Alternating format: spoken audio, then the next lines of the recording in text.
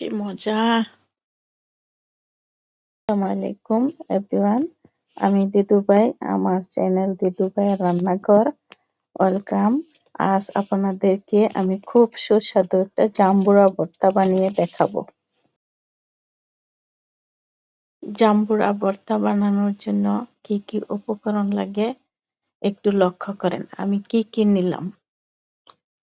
চাশনি পাতা, যেটা ধনিয়া পাতা বলে, চাশনি ধনিয়া পাতা, চিনি, তারপর তেঁতুল, লবণ,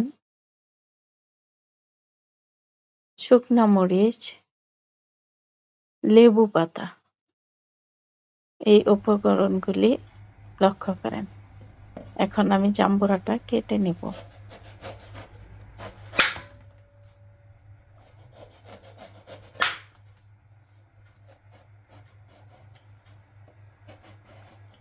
জাম্বুরার খোসা ঠিক এভাবে কেটে কেটে ছাড়াইতে হয়।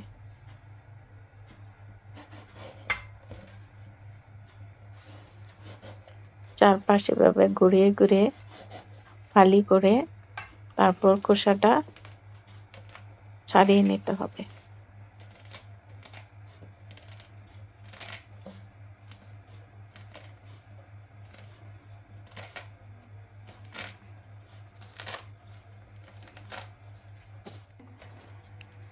আমার খোসাটা প্রায় ছাড়ানো হয়ে গেছে। একবারে ছোট সময় আমরা এটা টুপির মতো মাথায় দিতাম, খুব সুন্দর লাগতো। ঠিক এরকম ভাবেই আমার মা দাদিরা ওঠাইতো আর আমরা মাথায় নিয়ে দৌড়াদৌড়ি করতাম। আজকে আমিও ঠিক এভাবে জাম্বুরা খোসাটা ছাড়িয়ে নিছি।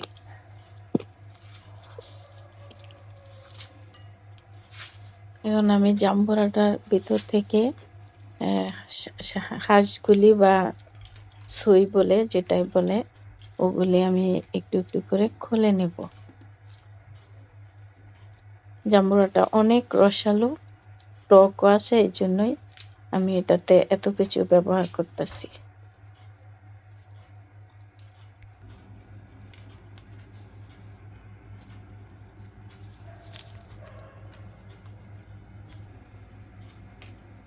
দেখতে কালারটা অনেক সুন্দর।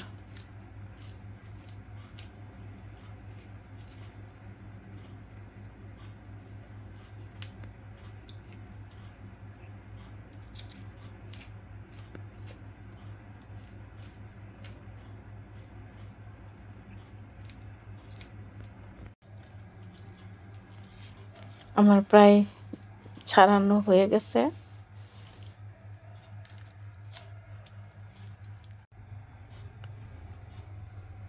আমি একটা প্লেটে দুটা শুকনা মরিচ আমি চুলায় আগুন দিয়ে পুড়ে নিচ্ছি, কারণ এই পুরার যে একটা গ্রান বা টেস্ট, এটা না খাইলে বোঝা যাবে না এটা যে কি সুন্দর একটা ফ্লেভার আসে। এখন আমি চাশনি পাতা, যেটা চাশনি ধনিয়া পাতা বলে, ওটা আমি কেটে নিচ্ছি সুন্দর ফ্লেভারের জন্য, টেস্টের জন্য। এরকম কুচি কুচি করে কেটে নিলাম। এখন দিয়ে দিচ্ছি লেবু পাতা। লেবু পাতা, লেবুর একটা সুন্দর গ্রান থাকবে, ওটার মধ্যে একটা স্মেল আসবে, এই জন্য আমি লেবু পাতা কুচি করে দিয়ে দিলাম।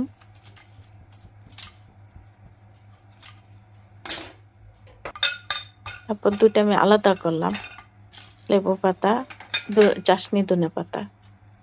কিছু লবণ দিয়ে মরিচ দুটো আমি ভেঙে নিব, কষলিয়ে নিব।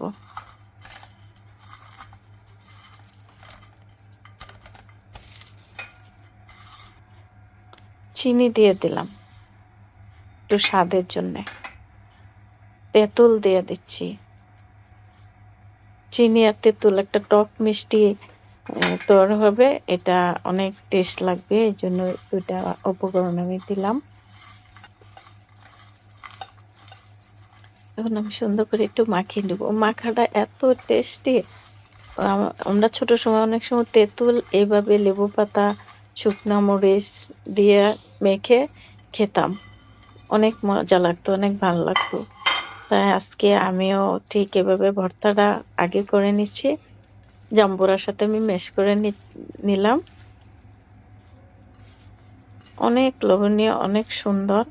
সুন্দর একটা গন্ধ বেরোইছে। খুব সুন্দর ভালো লাগতেছে। এখন একটু টেস্ট করে দেখি।